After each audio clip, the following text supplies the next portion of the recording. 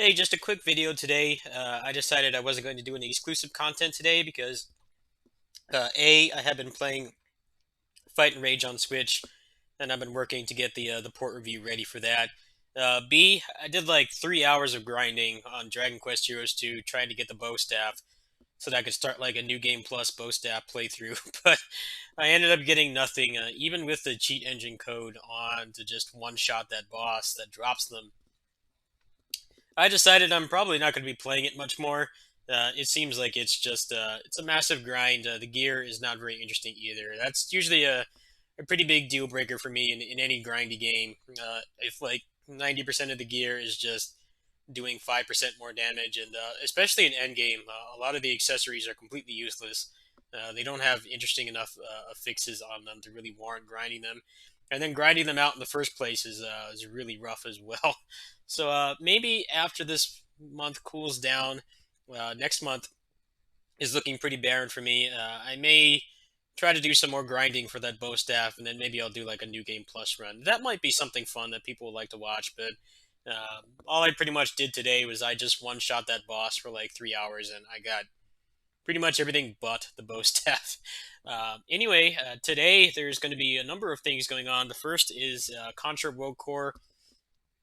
I know that game's been kind of a touchy subject. I've never really been a huge Contra fan. I mostly played Contra 1 on NES, and I played Contra 3 the most, and then Hardcore Uprising, which is like both kind of and kind of not a Contra game.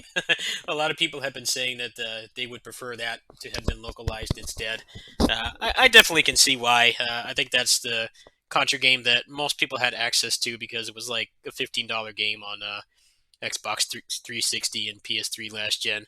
Hopefully they'll do that at some point, but I got a donation from a friend and I decided to take a chance on it. I don't know what to expect really. I did watch a little bit of gameplay today from people who got it on console.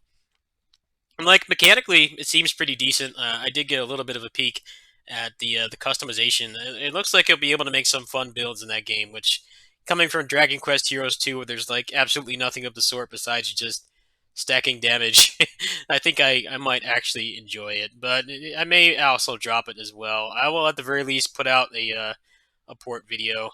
The more interesting thing that's happening today is that they're going to have the PC version of Battle for the Grid is going to be releasing, and apparently there's going to be a patch with it. Obviously, there has to be a patch of some sort because the game has crossplay, and unlike a lot of other crossplay fighting games, it actually works quite well. It does crash and disconnect sometimes. It makes you think that the other person rage quit, but it turns out the server just crapped out.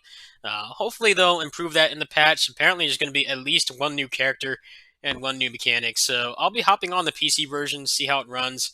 Obviously, the game runs on Switch just fine, besides the Mystic Forest and Corinth levels, which have some performance issues. Those levels are normally banned in tournament play. But I'm interested to see what exactly they're going to add. I actually am more interested in seeing how much it helps the population. People have been begging and pleading for the PC version for a long time, and I hope that those people will actually step up and buy the game, and then stick around because the net code is actually quite good. I don't play a lot of fighting games much anymore because the net code is just consistently terrible, and there's been a big movement about that in the FGC about just kind of pressuring the Japanese developers into actually putting more care into their online experience because like for me I don't really have a lot of experiences to play offline anymore. When I was still living in NorCal in San Jose, I could just go on a bus or just go to a friend's house and play. I don't really have that luxury anymore. So that's one reason why I appreciate Battle for the Grid. So that's the majority of what I'll be doing tomorrow. I will check out Contra, but I don't really think it's something that I'd make guides on. I have never really been good at Contra. I think I was pretty decent at Contra 3, but I also remember farming the mooks at the beginning of the first level for like hours while I was at school to get more one ups. So I don't think I was ever really any good at it. I'm definitely interested in giving it a shot. Thursday is going to be uh, Luminous Avenger X, so I'll be playing that. I'm decent at Gunvolt. It seems like this one has actually fixed a lot of the issues I had with the other games. Was that the interacting with the enemies was basically pointless because it was basically just the score. And especially with Gunvolt, he had to constantly stop completely lose your momentum to like interact with the enemies at all, which became pretty boring, especially since there was no real material incentive for getting the score. Now, Copen, he definitely has a much better flow through the levels. They actually have the enemies placed in a way that you can actually speed run through it and actually kill most of the enemies. But they've also added a new mechanic where actually getting the kudos, which is the score like currency in the game, you can actually get some buffs from the helper drone that follows you around. So that actually seems like that's a pretty good change. If you liked score attacking, I think Gunvolt was very fun, but if you weren't really into that, or you just didn't like how much it constantly made you stop and you couldn't really have a real good sense of speed or momentum, it seems like Ix is going to fix that issue. We don't know if Blade is going to be playable. It seems like they may be playable. There's been like some kind of mild hints to it. A lot of people have been begging for it. I hope that they will be an unblockable, but I'm not holding my breath either. And then finally, Fight and Rage is going to be coming out on Thursday. I did get a review key. Obviously, there's not really a whole lot for me to cover on the game. I've covered every facet of the game already. So I'll be putting up some raw gameplay and then a port review on Thursday. I'll try to get that done as well. I wanted to thank people for understanding. Obviously, I'm working a kitty sitting job for my neighbor who's recovering from surgery at the moment, and it's anywhere from, I'd say, 2.5 to 4 hours a day, depending on what needs to be done and how long I want to hang out there and how much the cats actually need attention. So that's been taking up a lot of my time. Dragon Quest Heroes 2 in particular took a lot longer to finish than normal because I just haven't been it's kind of hard to sit down and play like a long game right now because I have to go there twice a day, and it can be hard to get there right in the morning or right in the afternoon. But that's going to be ending in probably about a week and a half or so. So then it'll be back to normal. Thanks for understanding. This week's going to be pretty bonkers with content. The only thing I'm really going to be focusing on is probably Ix and then Fight and Rage. And then Battle for the Grid is just kind of a casual game for me. I do like playing it, but it's so hard to get matches that it's kind of a hard game to get good at, which is kind of interesting because it actually does a pretty good job of being accessible, meaning that it's easy to pick up, but it's not completely dumbed down like a lot of the other fighting games that kind of throw the word accessibility around. But the problem is the AI is not that great, and it's just hard to get matches. So hopefully, it being on PC will help. I know Tekken is pretty much the only fighting game on Steam on PC that actually has a pretty healthy population. I hope that Battle for the Grid will. I hope that the price point will help, but people see that there's not that many characters and stuff, and they get really turned off. So we'll see what happens.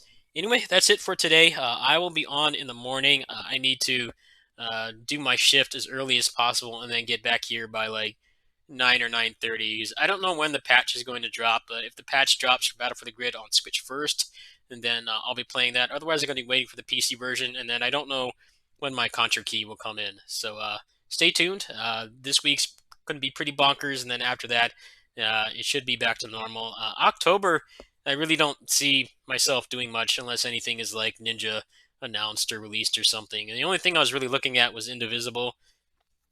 I think that might actually be a good game for me. I did play both Valkyrie Profile games back when they came out, and I definitely enjoyed them both. So it seems like the game is going to have a little bit more modernized design. The first Valkyrie Profile, you couldn't skip the damn cutscenes. I think to get to the first save point in that game is like almost half an hour. So it's going to have like more modernized design, like being able to skip the cutscenes and things like that. It might actually even be a good speedrun game for some people. But yeah, I'm probably going to be working on existing projects. I still need to finish God Eater, which kind of works out because they're still updating that game. Tokiden 2 was the last hunting game I put a significant amount of time into, and that game pretty much, they ended support pretty much right away. The DLC was released, and that was it. So it's kind of a good thing that, or blessing in disguise, I haven't finished God Eater 3. I think they've still got like 2 or 3 more updates planned, so that's probably what I'll be working on after all these projects are done. Anyway, thanks for understanding. Things have been kind of lazy from your guys' end, but I've just had a lot going on, and once things calm down, once my neighbor is back and recovered from surgery, then I'll have more time to devote to videos again. Thanks for watching. Peace.